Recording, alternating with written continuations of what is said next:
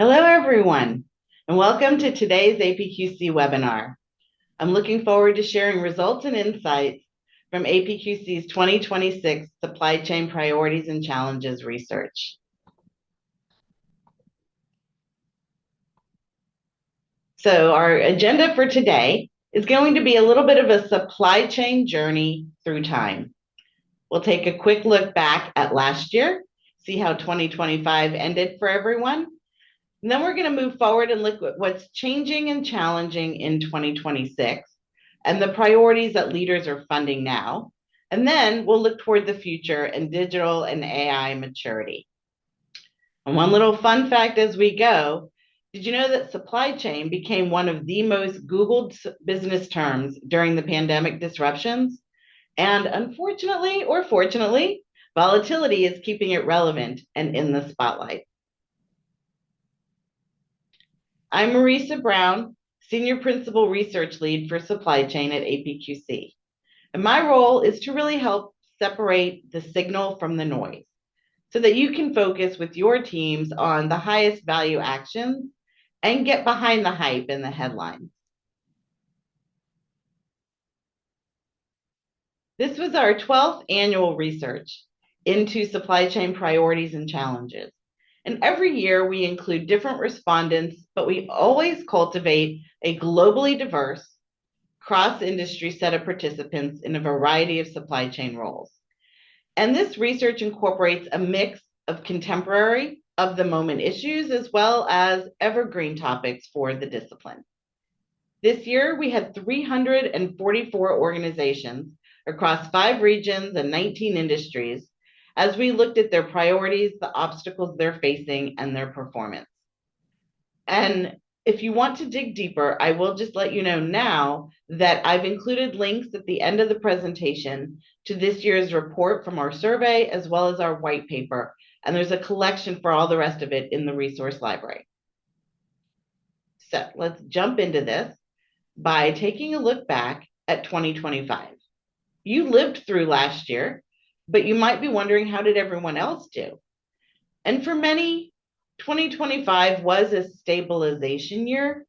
Some teams hit their stride, but others uncovered new process problems or continuing problems that really need to be addressed in 2026. So now we're going to launch our first poll. So when you think about last year, how did your organization do? Did you hit your business goals? Did you miss them? Or are you not really sure? So just take a quick moment and I will give you a heads up. We have 4 polls throughout today's presentation. So I hope you stay in touch with us and let us know your thoughts. So overall, did your supply chain hit your targets, miss them, or is it a kind of an unknown for you? So take just a moment, share your thoughts with us. All right. Let's go ahead and close our poll and see how everyone said they did last year. Wow, look at that. It's a mixed bag. But the biggest chunk, 38% don't know. So that's something that having KPIs, measures, and processes in place can hopefully help for 2026. But it's interesting to see that about 33% said they missed and only 29% said they hit their targets. Let's take a look at how that compares to the organizations in our research. Right in line, look at that. So basically, only about 39% of organizations said that they met or exceeded all their business goals last year for supply chain. And 32% said they were on target or exceeded their peers and their competitors. So if you hit your targets, congratulations. And if you didn't, also congratulations. You've got a lot of company in the new year ahead. So I want to put this into context over the last 7 years, because taken on its own, this could look good or this could look bad, depending on your perspective. We've seen signs of recovery, but it's been uneven across organizations. So let's take a look here. Since 2019, what we see, no one should be surprised with the big dip in 2020. And then we had a quick bounce back. But if you think about it, every year that you set goals, it's based on the prior year's, reality. So in 2021, in 2022, we probably had the best shot of hitting these goals because they were set in the midst of the pandemic.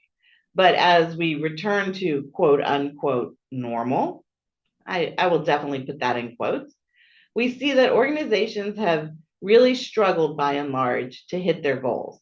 We've seen now 2 years of small upticks in, I would say, cautious optimism because a lot of supply chains and a lot of organizations have done a lot of things to stabilize and improve performance, but the hits just keep on coming. 2025, last year, the number one disruptor, not a surprise to anyone, had to do with geopolitical issues and tariffs that changed almost kind of like a game of whack a mole, right? Just when you think you knew what to do and you were hitting that mole that popped up, another one popped up and that one disappeared. Things changed very quickly. So, this backdrop of perma change, poly crisis, just we'll call it chaos, is really the backdrop against which organizations are planning or were setting their plans for 2026. So now that we take a look at 2026, let's see what things look like here. So we're going to shift from looking back. Last year was an interesting year, and I use the word interesting. It's one of my father's favorite words. It can mean good or bad, depending on how you use it. And we want to look at what's shifting and changing and the challenges ahead for 2026. One of the most interesting things is the trends that individuals expect to significantly impact supply chains over the next 3 years have changed. The order of them have changed. We're seeing a number of things move up the list in terms of biggest expected impacts. And topping the list is that global trade geopolitical risk. Even for this year and for the foreseeable future, that is a major concern for supply chains. And that is closely followed by digital transformation and then advanced analytics. All three of those moved up. And then comes process standardization. That moved down the list from last year, but it's still a big impact that can help improve supply chains. And then we see better data management and the rise of both generative and agentic AI. And I'll give you a more detailed view in just a moment. This was the first year that we added agentic AI onto the list, and it came in hot. As you can see, it is in the top 7 trends that organizations are expecting to have the biggest impact on their supply chains. But these 7 trends aren't the only things coming for your supply chain, because also in the mix, we have sustainability or ESG. And this is an interesting one because depending on who you talk to, I hear, oh, no one's talking about sustainability anymore. It's not an issue. But it is. For many companies, it still is. Maybe called different things, but there is legal and regulatory compliance for many companies that are focusing on this. And globally, as we see the rise of AI, that has impacts for sustainability in terms of energy and water usage and more. But also in the mix is cybersecurity. And this really includes your supplier and third-party cyber risks as well. What we're seeing is the rise in, hacks or breaches that may not be your own organization's caused by your own organization, but somewhere along your supply chain, there's a hack, and that can affect your enterprise. And if you're not paying attention to that and actively focusing on that, you could get caught unaware, and it could be pretty significant in terms of financial and operational disruptions. We also see talent and labor concerns, as well as nearshoring or reshoring and network regionalization and redesign. So there's just a whole lot coming for your supply chain. But one thing I want to share, and again, I will give everyone these slides because this is an eye chart, but these trends vary by industry. And I think of it as an eye chart because it's probably making your eyes bleed at this point. The point of it is to just use the colors to guide you. No two industries are expecting the same order of trends to impact them. And I split this into two slides. And so what you can see in some cases, widespread trends fall completely out of the top 7 while others rise. And no two industries are exactly the same. We have published industry reports if you want to take a deeper dive into this and study it at your leisure. Here are some additional industries you can see. So the future is here in many cases. It's just not evenly distributed, as they say. So keeping all that in mind, I'm gonna bring us to our next poll.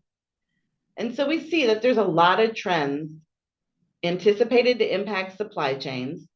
And we see in the beginning that the last several years have been rocky in terms of hitting goals. So the question then becomes, what's keeping your organization from achieving your goals? What are the biggest obstacles in your way? So on this poll, please pick one, the biggest thing that gets in the way of achieving your supply chain goals. So want to know, is it lack of budget? Is it concerns about talent or labor availability? Lack of collaboration across functions and externally? Or maybe it's poor data governance, all the new technologies, regulations getting in the way, or just too much change. All right, so thank you for sharing your thoughts with us. Let's close the poll and see what we have here. Wow, top spot, lack of collaboration across functions and externally. 37% of you are dealing with that. So spoiler alert, that's also the #1 challenge in our research. But I see that right behind that is implementing new technologies for 26% of you. And then budget worries. Those are tied with poor data governance and too much change. So let's take a look what we heard from our research participants. So this lack of collaboration, that has been the #1 obstacle or #2 obstacle for the past many, many years. And so I'm going to go on record as saying the biggest obstacle to progress is how persistent the obstacles are. So this lack of collaboration, I think, is also being pushed to the top here because of these ongoing disruptions and challenges. And we have a huge concern because if your supply chain isn't collaborative end to end and with your suppliers on one end and your customers on the other, then the net result of that could be that customers aren't getting their orders on time or in full or with the right documentation or even damage free. And there are a large number of players involved that, it takes a team to make supply chain successful. A lot of different functions here and a lot of different technologies. So one of the things that this research helps us do is shape and scope what we research for the rest of the year. So again, we're going to write about some proven approaches that we've seen for driving better collaboration, for more seamless collaboration end to end. If this wasn't a priority for your supply chain, I would put it on the list because, as we'll see later, it hampers technology. It's not just a nice to have, but it hampers your ability to scale and really reap the benefits of the investments that you're making. So some of you also said resource constraints. And you will see also here implementation of new technologies, lack of budget, and talent and labor concerns. So whether it's good news or bad news, the folks on our webinar today very closely mirror the people who took our research. But what can you do in terms of resources? And so one good piece of news we're seeing is that half of organizations, 50%, expect increased budgets for tools, technology, and innovation in supply chain for 2026. And that is good news unless you're in the other half. Although most of the other half expected to stay the same. So really, we're looking at how can constraints spark creativity and hopefully not just very creative PowerPoints, but actual creativity in addressing and solving these business problems. So funneling this increase in budget into areas that have the most impact is an important step. So let's take a look. So where are companies placing their bets, if you will?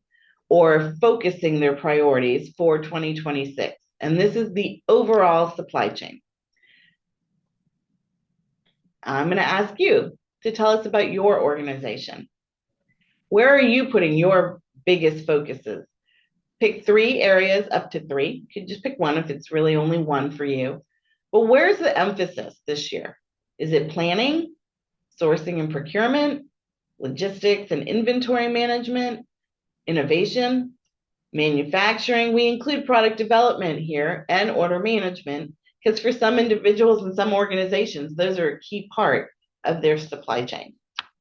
So take a minute and tell us your areas of focus for 2026, and then we'll take a look at how our research participants rated them. And I'm seeing in the chat that this notion of the need to break down silos is not unique to us, but it is a widespread, pervasive challenge for organizations. And so thanks for sharing your thoughts in the chat, and thanks for responding to the poll.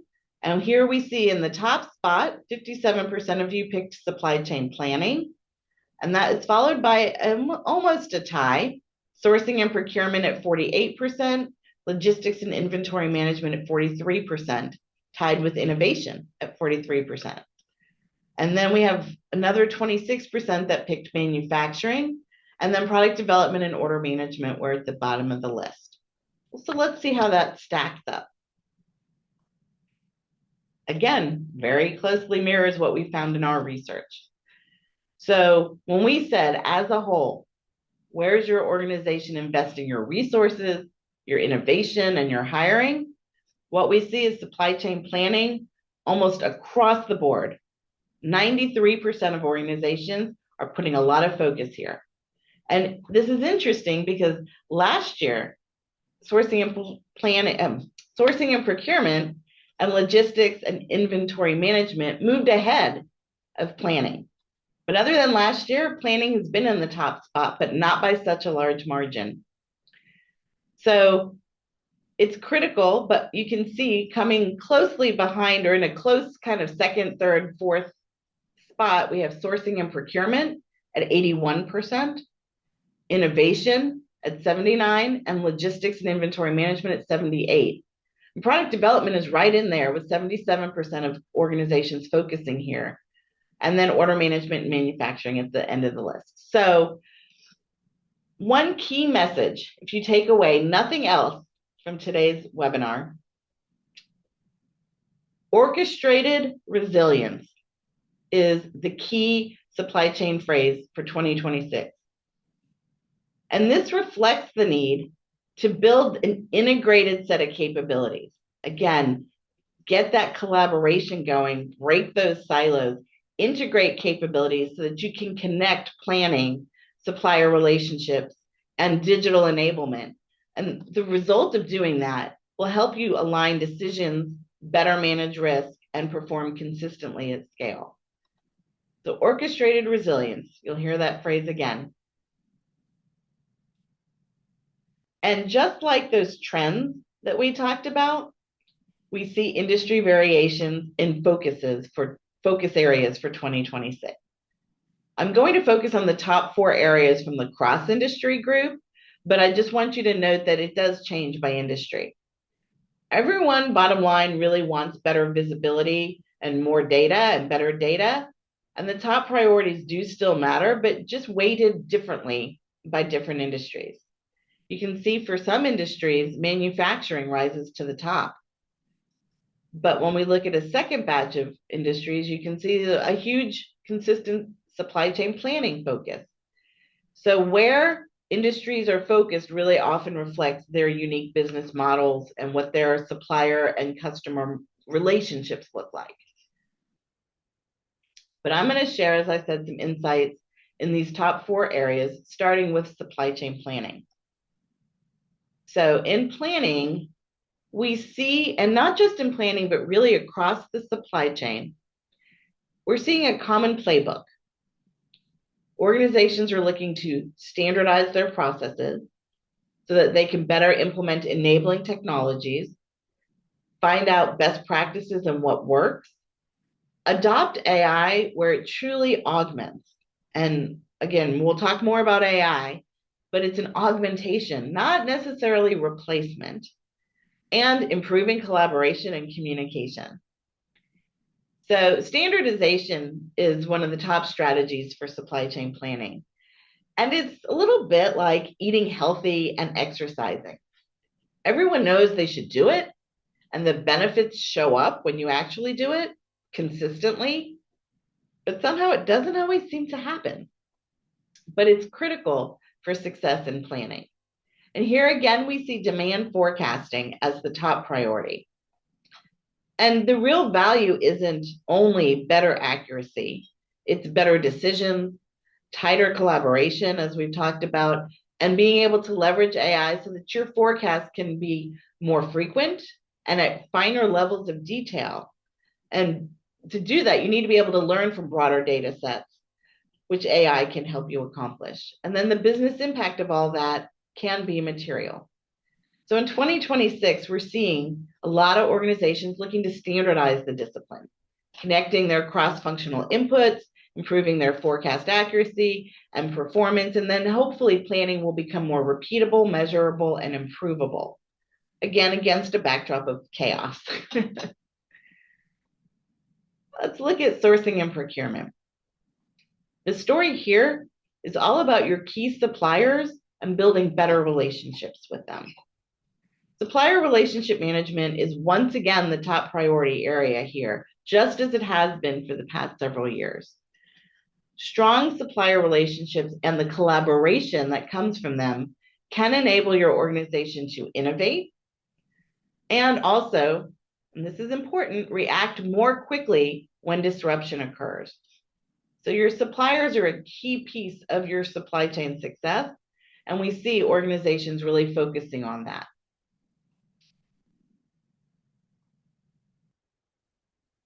And then let's look at innovation. And innovation is here because you don't want to keep doing the same thing and hoping for different results, right? That's kind of, I've said it before, that definition of insanity.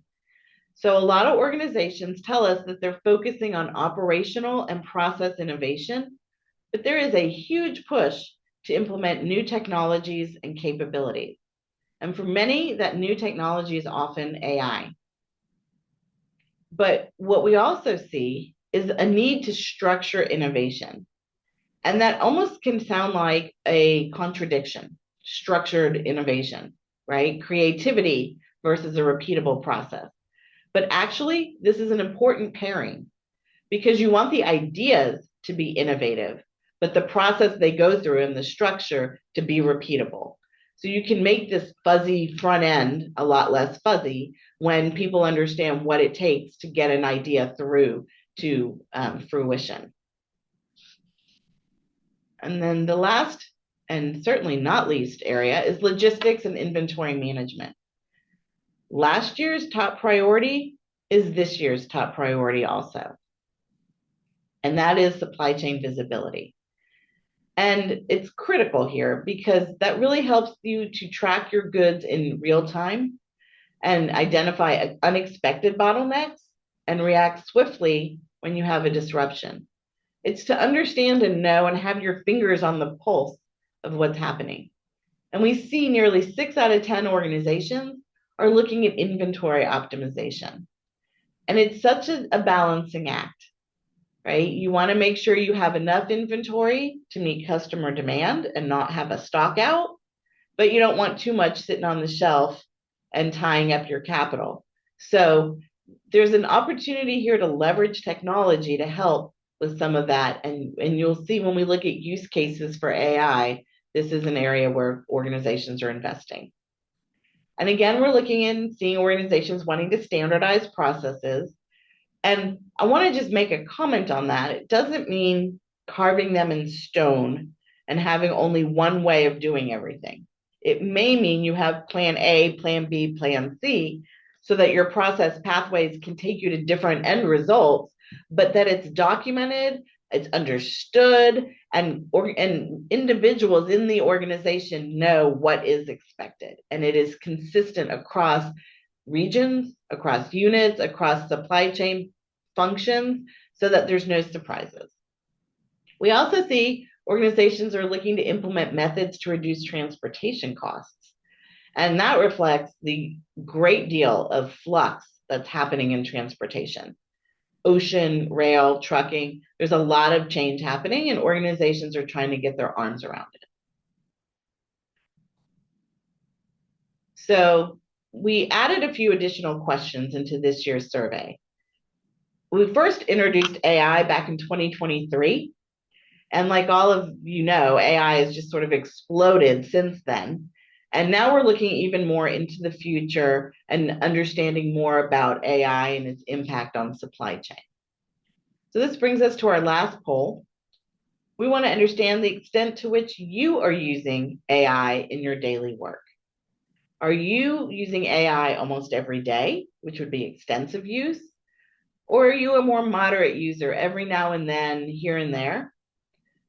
Or are you sitting there kind of at the edge of the pool, maybe dipping a toe in, but you're only planning to use it, haven't yet really jumped in? Or are you one of those folks who's saying, no way, not it, not using it. I have no plans to use it. This is not how I want to work. So take a minute and tell us about your personal AI journey. Where are you along the way? And this isn't about what the headlines tell you, and this isn't about what the vendors may be saying to you. This is about in your daily work, how extensively are you using AI? All right, go ahead and close the poll. Let's see. 65% moderate use. Wow, two-thirds of you are using AI in your daily work on a moderate basis. And the 16% extensive users together, that means that we're looking at 80% using AI either extensively or moderately. Only 10% of you are planning to use it. And then we have 10% who are kind of like, nope, not going to use it. And this is at an individual level. So now let's take a look at what organizations are telling us about AI. And there's a lot of change on this slide. And whether you feel future ready or not, whether you feel that AI is working for you or you're not using it, leaders are assessing digital maturity. Where the rubber meets the road is each of us as individuals. And I'm sure that those poll results would have been very different a year ago, right? Things are moving and changing fast. When we look at where organizations are using AI in supply chain, what use cases they're most extensively leveraging AI for, we have huge changes from last year. Across the board, the use percentages increased. And the activities listed on screen are in descending order for extensive plus moderate use. But the planning to use bucket, those of you standing at the edge of the pool, not really sure you want to jump in, shrunk across the board. Last year, we saw the extensive use percentage top out at 17%. That was the highest we saw. Now it's 31%, almost double. So AI is moving rapidly, and the big models that are out there are rapidly changing and improving. I'm sure many of you have seen recent news about how some of the newest models helped write themselves. So things are really changing. So previously, and for the past 2 years, demand forecasting was in the first spot with the largest chunk of organizations using AI for it. And that was followed by route optimization. And now we see several other use cases rising to the top with larger percentages of organizations using AI. We see inventory optimization. That's the largest percentage right there, because there's so many inputs and so many tap dances you have to do there. That's followed by advanced spend analysis. And that will echo this need to have good relationships with your suppliers. When you look at where you're spending your money, and a whole lot of money flows through procurement and sourcing, can you leverage that spend to say, hey, how can we build this relationship in such a way that it's a win-win, beneficial for both of us? And we see control towers. And this really speaks to that need for that end-to-end visibility that we heard individuals expressing in the research. How can we see the big picture of our supply chain? And this also is surfacing some of those breakdowns when we talk about silos and things not being fully integrated. Then we see another use case for scenario planning and network design. If tariffs suddenly make a certain location undesirable or less desirable, what does your network look like? How can you redesign it? What are your scenarios you can play out? And supplier risk and compliance. There's a lot here to unpack. And there are a lot of things we need to know about our suppliers that we can't necessarily always get individually. So AI is helping with this because, for example, no one wants forced labor early on in their supply chain. And what does your second and third and fourth tier supplier look like? So this is a great opportunity to leverage AI to make sure that your company doesn't get in trouble for something that happens earlier on in the supply chain. So we continue to see demand forecasting, route optimization, and some of the cases we saw last year and the prior year still here on the list and in areas where organizations are looking to leverage AI. But I want to just throw out a caveat here because we saw that sustainability and environmental ESG is still an area and a trend that will be impacting supply chains. And to power all this AI, we need more data centers. And I'm sure you've heard the news stories about data centers on the moon or on ships that are floating offshore. More and more data centers. Instead of fields of corn and potatoes, we have fields of data centers. But what's the impact for sustainability from the growing number of these data centers that are powering AI? What is the electricity? What's the water that's needed to enable that? There's a lot of trade-offs here. As you know, we all want to go on the AI train, and the majority of you said, hey, 80% of you are using it to some extent in your daily work. Think about if your company has a public promise about hitting net zero emissions, a certain date in the future. What is AI doing to that ability? What things have to change to make that promise something you can still fulfill? I certainly don't have all the answers on that one, but it is something that is worth keeping in mind. So we talk about AI. So how prepared is your organization to adopt these new technologies? They aren't necessarily always just a plug and play or something you can just plop down and, tomorrow be using. Bottom line up front here is there is room for improvement, given that only about 1 in 5 organizations tell us that they're very prepared and currently can adopt new technologies with robust practices that support their business processes. That's that 21% on the right. But other than those folks, many organizations are still struggling with inconsistent implementation or facing occasional delays or resistance when adopting new technology. So 93% are like, oh, we're prepared, we're somewhere on that journey. But then, the second half of the story, if you've adopted all these technologies and if you're prepared and well prepared, how integrated are these? And here we see many organizations are still partially or minimally integrated in terms of their AI capabilities and digital tools across functions. So once again, those ugly silos rear their heads. We see a lot of silo workarounds remaining all too common. So only 24% tell us they're fully integrated. So think of it, you can think of it like teenagers. Your systems talk to each other, but only when necessary, and maybe with only like a one-word answer or a grunt. And I say that as a parent. But what we see is there is a mismatch here between being prepared and actually integrating new technology. So the prior slide, we saw more than half, 57% of organizations say they're prepared or very prepared to adopt new technology. Only 7% said that they're unprepared. But now we see only 1 in 4 fully integrated. So this is a confidence capability mismatch. In other words, we think we're better than we are. And in supply chain, this integration piece is vital because decisions really should not happen in silos. Planning affects sourcing, sourcing affects production, production affects logistics, logistics affects customer service. It's all connected.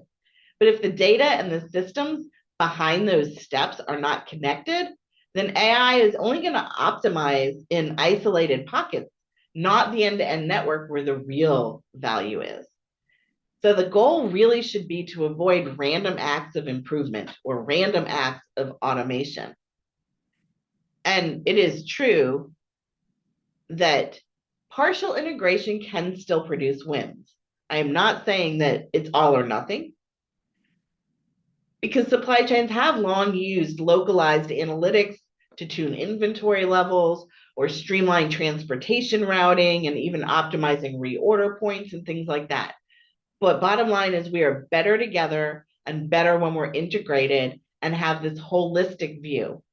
So it comes down again to that lack of collaboration across the functions and with our suppliers and with our customers. It's impacting our ability to really succeed and really take this to the next level. So we're using AI, we're preparing to some extent, we're integrating to some extent, but what does that mean for us as humans in the future? So we really wanted to understand, what are the critical skills that you have to develop to be ready for this ideal future state, which really is here for many of us, and to thrive in this rapidly changing automated kind of or semi-automated environment. And what we see is that the modern supply chain professional is part technologist, part analyst, and part diplomat, a superhero with a laptop. And I've often talked about supply chain superheroes. But what are the skills they need? So specifically, we were talking a lot about AI because it really has been a game changer in so many ways, and a lot of you are using it. So it's understanding how AI and automation impacts roles and processes. So if you're using it, well, what is the impact of that on your job, on the processes you perform? And then we see we need those analytical skills, data analysis and decision making. You have to be able to interpret the data, not just report it and regurgitate it, but interpret it. What does it mean? And then make informed strategic choices. I've shared previously about a company that implemented a beautiful supply chain control tower, but never tasked anyone with the accountability of using the results. Like, great, it surfaced all this stuff. Now who's going to take the next step? Who's taking the action that we need to take? So that's a critical piece of this. Then we see digital literacy and technology fluency. And this is not just the AI piece and understanding how that impacts things, but here it's having a comfort level with emerging tools, platforms, and digital workflows. So not just how are you using AI in your job, but understanding that that's today's disruptive technology or emerging technology as the machines continue to create new machines and we approach the singularity. I'm hopefully kidding on that. What does the future look like? How comfortable are you when things move and change? Not just in your external supply chain, but in the way you work. And then the very important, and in my opinion, too lowly rated, collaboration and knowledge sharing. We need those skills to work across teams and functions to share insights and to solve problems. So this is what we see in terms of the top skills for future readiness.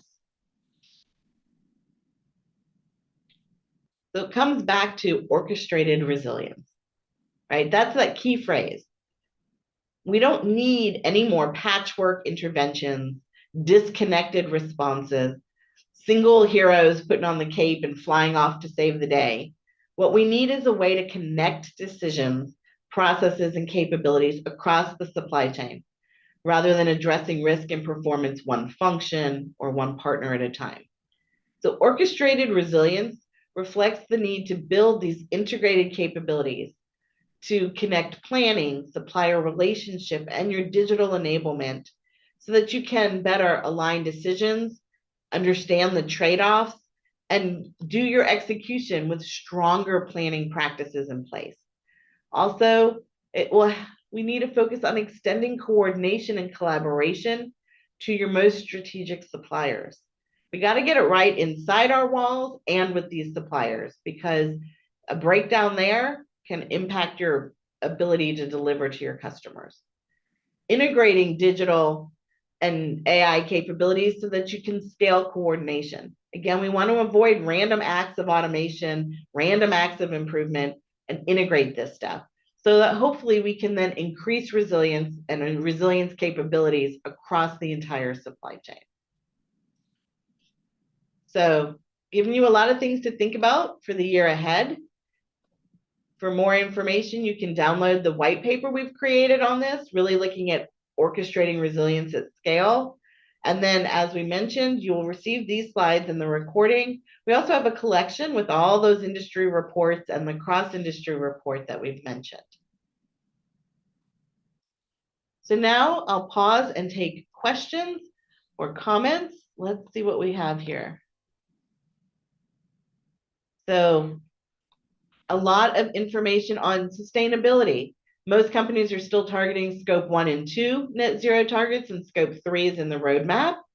Fair enough, but it's in the roadmap, right? So that means it's on the horizon. Sometimes the future comes a little faster than we expect.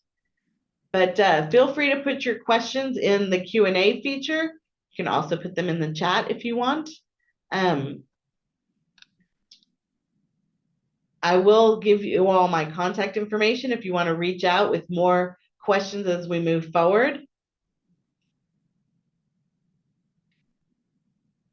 All right. Well, what I think I'm going to do is give you a little bit of time in your day back. And what was the most surprising finding? I think it's really looking at the difference from last year to this year. The large change in percentages of extensive use of AI in different business cases and use cases across supply chain. But it's also, I think the most surprising thing, and I've been saying this repeatedly, is kind of sad to me. Sad in that we continue to see collaboration as an obstacle, and there are proven approaches for improving this.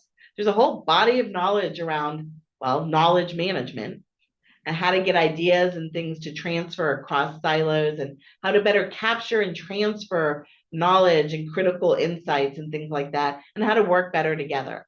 So again, I'm going to be surfacing a lot of that this year, and hopefully next year will be the first year that won't top our list of barriers and obstacles. So I want to thank everyone for joining us today. And here's my contact information. I'm always happy to connect on LinkedIn. Feel free to, if you have additional questions, to reach out. And lastly, I invite you to connect with APQC. And if you don't already, please follow us on social media. Stay engaged, get the latest updates. This is not the last you'll hear of these priorities and challenges for this year, but I do thank you and appreciate you spending time listening and joining us today. And I hope you have a wonderful rest of your day.